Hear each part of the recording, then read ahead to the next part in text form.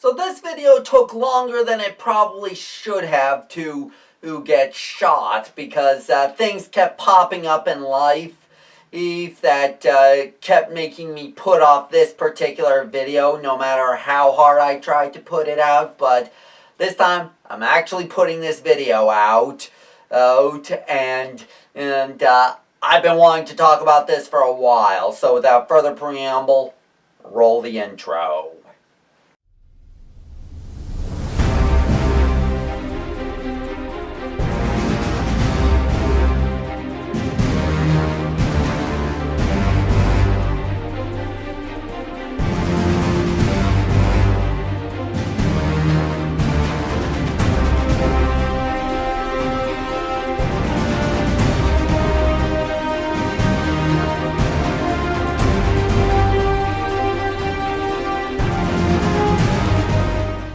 Greetings, fellow adventurers. Fred here, and welcome to the Digital Adventure, the show that explores RPGs in the digital space. Now, there aren't a lot of things in the entertainment business and create ventures that can make me rant. And at the time of this recording, there are only 3 that have ever made me do so. Oh, no, the current state of Yu-Gi-Oh! Outside of the main card game, the constant discontinuation of Micro Machines, and the Zakuul expansions in Star Wars The Old Republic. The first being due to creative decisions or lack thereof. The second being the fact that they keep doing it. And the third, which is the subject of this video, is because it's both business and creative decisions that really me off in this regard. And on this video, we are going to be looking at the creative and business decisions that made these 2 expansions so infamous for me, why I hated them so much, and the aftermath that ensued from these 2 expansions. So, without further preamble, let's dive into it. First off, the business side of it. At launch, Star Wars Knights of the Fallen Empire had 9 chapters you could play through at launch, with another 7 chapters on the way. Each were to be released monthly. And this is where things got ugly. If you wanted to experience each of those chapters when they came out, you had to keep subscribing. This was the start of what I felt was the lowest point for BioWare and Star Wars The Old Republic. Hopefully the next expansion, Knights of the Eternal Throne, would fix some of these problems. Well, they kind of did. They decreased the chapter number to 9 and put it all out in one go. But they did something worse. They put the ability to grind for endgame gear behind a paywall. You basically had to subscribe in order to get the ability to grind for endgame gear from these loot box-like things called Galactic Command Crates, which were earned every time you increased your command level. Which was done by pretty much completing activities in the game itself. And mind you, this was a thing roughly a year. Pretty close, or at least pretty close to when the whole Battlefront 2 loot box debacle that put EA in a lot of hot water happened. Though with Star Wars The Old Republic, the Galactic Command system was more teetering on the edge of pay to win.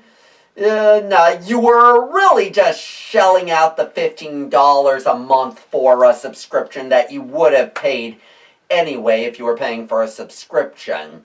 And there it wasn't an additional cost to get gear that you could buy on the cartel market, but to me, it felt like it favored subscribers over everyone else.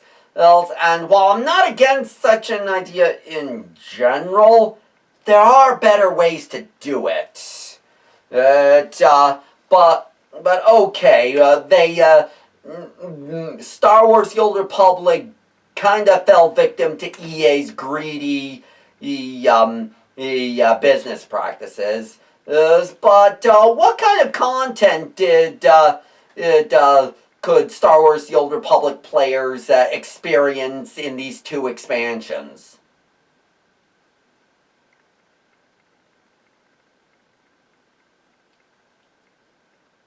I think James Wood said it best.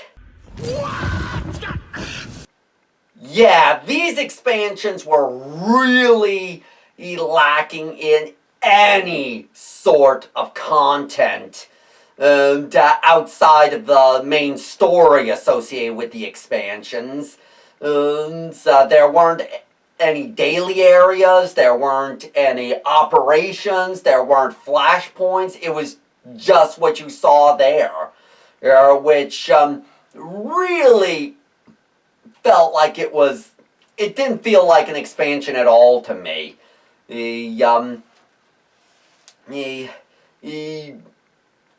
But my biggest gripe with the whole thing with these two expansions was the secondary player hub that they created for this game, the Alliance, and it's based on Odessen.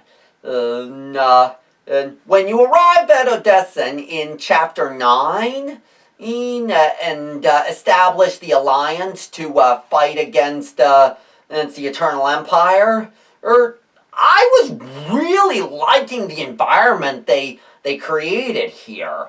It was a cool planet, cool base, basically everything about Odessen for the first, for the initial cutscene, and then for the first half hour of running around the planet. It was cool. But it was then that I realized that Odessen did not have a daily area. This planet was just begging for a daily area. I really wanted to explore more of Odessen, but sadly you could not go beyond the base, at least legitimately, without going into specific chapters in the storyline of these two expansions. Which brings me to one of the biggest gripes with these expansions, were they were too linear and story focused. I had wanted to explore beyond the boundaries of a game's environment this badly since Pokemon Red and Blue. Only nowadays I'm more aware of hardware limitations. Overall, these games provide a good story, and that's it. It's good for a couple playthroughs, but nothing more than that. And it has a lot, and I mean a fucking lot, of wasted potential and missed opportunities. But those are gonna have to be my thoughts on the Kotfi and Kotet expansions.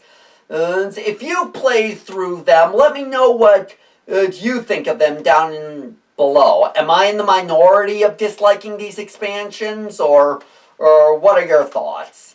But if you're new around here, be sure to like, subscribe, and ring the bell so you can keep up to date with my content. And if you want to follow me on social media, support the channel, or contact me directly, you can find all that and more at my Linktree page in the description below. Thanks for watching, and I hope to see you on the trail of adventure.